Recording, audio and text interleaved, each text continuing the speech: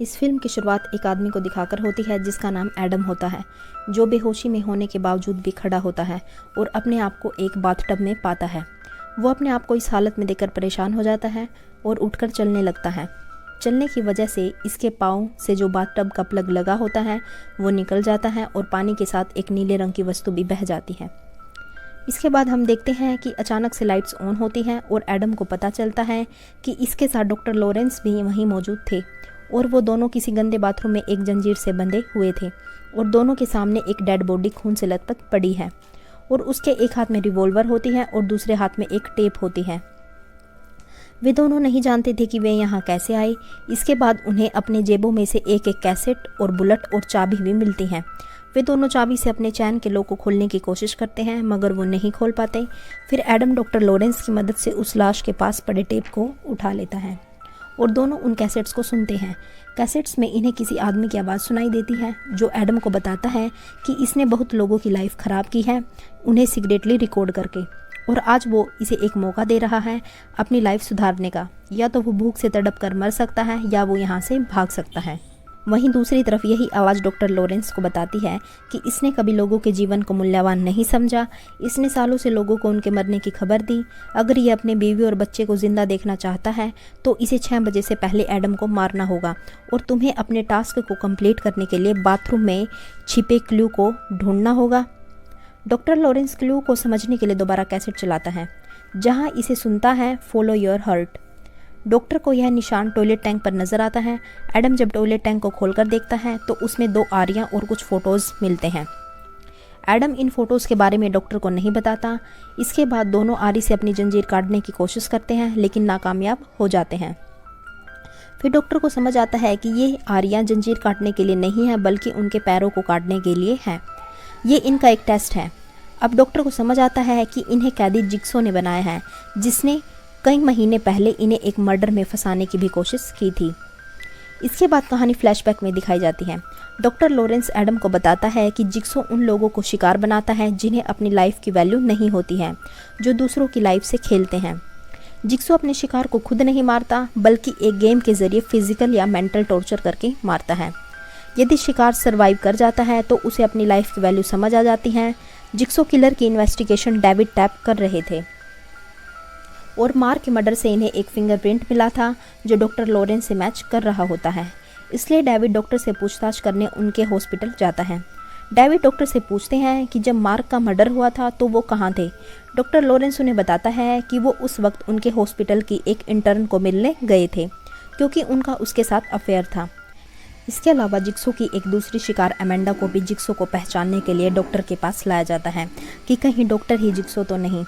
इस पर अमेंडा मना कर देती है क्योंकि उसने कभी जिग्सो को देखा ही नहीं था। अमेंडा एक ड्रग्स एडिक्ट है। अमेंडा वो पहली औरत होती है जो जिग्सो के टॉर्चर को झेल पाती है और पास हो जाती है। मौत को इतने करीब से देखने के बाद अमेंडा को लगता है कि जिग्सो ने इसकी मदद की है इसकी लाइफ को सुधारने में और वो ड्रग्स छोड़ देती है। अब फिल्म की कहानी दोबारा प्रेजेंट में आती है और अमेंडा और डॉक्टर लॉरेंस को लगता है कि इस बाथरूम की दीवार पर लगे कांच के पीछे से इन्हें कोई देख रहा है। कुछ देर बाद डॉक्टर लॉरेंस अपना पर्स निकालकर अपनी फैमिली फ़ोटो एडम को दिखाते हैं। एडम को इसके पर्स में से इसकी फैमिली के किडनैपिंग का फ़ोटो भी मिलता है। एडम इसे छुपा लेता है ताकि डॉक्टर को सदमा ना लगे। इसके अलावा एडम को इस फ़ोटो के पीछे एक हिंट मिलता है जिसकी हेल्प से एडम क्लू में दिए गए एक्स को ढूंढ लेता है।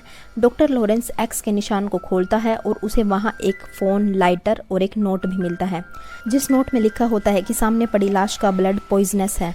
वो सिगरेट पर ब्लड लगाकर इसे सिगरेट को एडम को पिलाकर इसे मार सकता है मगर वो ऐसा नहीं करता। डॉक्टर एडम को सिगरेट की वजह से मरने का ड्रामा करने को कहता है लेकिन जिग्सो को पता चल जाता है।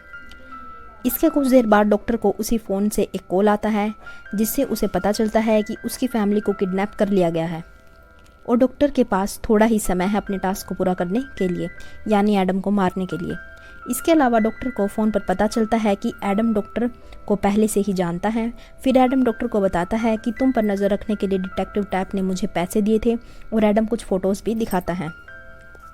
इनमें से एक फ़ोटो को ध्यान से देखने के बाद डॉक्टर को इनके हॉस्पिटल का एक एम्प्लॉय इनकी विंडो में दिखाई देता है। डॉक्टर को यकीन हो जाता है कि ये ही जिग्सो है और जो उसी के घर के कैमरे से इन पर नज़र रखे हुए हैं। अब 6 बज चुके हैं और रूल के मुताबिक डॉक्टर लॉरेंस ने अभी तक एडम को नहीं मारा था। इसलिए जैप डॉक्टर को कॉल करके बताता है कि अब उसकी फैमिली नहीं बचेगी और फ़ोन पर गन की आवाज़ सुनकर डॉक्टर पागल हो जाता है। इसके पास अब और कोई रास्ता नहीं होता है और रिवॉल्वर तक पहुंचने के लिए इसे अपने पांव काटने पड़ते हैं और रिवॉल्वर से एडम को शूट कर देता है। वहीं दूसरी तरफ जैप डॉक्टर की फैमिली को आरी से काटने वाला होता है, लेकिन डिटेक्टिव टैप इन्हें बचा लेता है। डिटेक्टिव टैप और जैप के बीच लड़ाई होती है और डिटेक्टिव टैप मारा जाता है। जैप अब उसी जगह पहुंच जाता है जहां डॉक्टर लॉरेन और एडम कैद थे। डॉक्टर ने एडम को वक्त से पहले नहीं मारा था, इसलिए जैप डॉक्टर को शूट करने ही वाला होता है। तभी एडम जैप पर अटैक करता है और इसे टॉयलेट के टैंक के ढक्कन से मार देता है। इसके बाद डॉक्टर मदद के लिए एडम को वहीं छोड़कर घसीटते हुए चला जाता है और एडम वहीं पड़ी लाश से जंजीर की चाबी को ढूंढने की कोशिश करता है और इसे भी एक टेप मिलता है। टेप को सुनने के बाद एडम को पता चलता है कि जैप भी जिग्सो की गेम का शिकार था। जिग्सो ने इसके जिस्म में पॉइजन डाला था, जिसके एंटीडोज को पाने के लिए उसे डॉक्टर की फैमिली को मारने के लिए कहा गया था। और जैसे ही टेप खत्म होता है तो रूम में पड़ी लाश अचानक उड़ जाती है, जिसे देखकर एडम हैरान हो जाता है और उसके होश उड़ जाते हैं।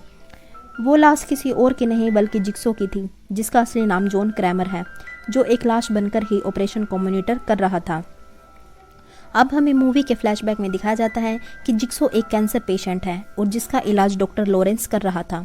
वो अपनी कमज़ोर आवाज़ में एडम को बताता है कि इस जंजीर की चाबी इस बाथटब में थी, जो फिल्म की शुरुआत में नीले रंग के पानी के साथ बह गई थी।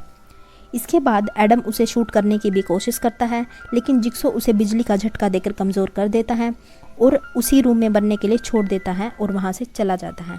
और इसी के साथ यह फिल्म यहीं समाप्त होती है।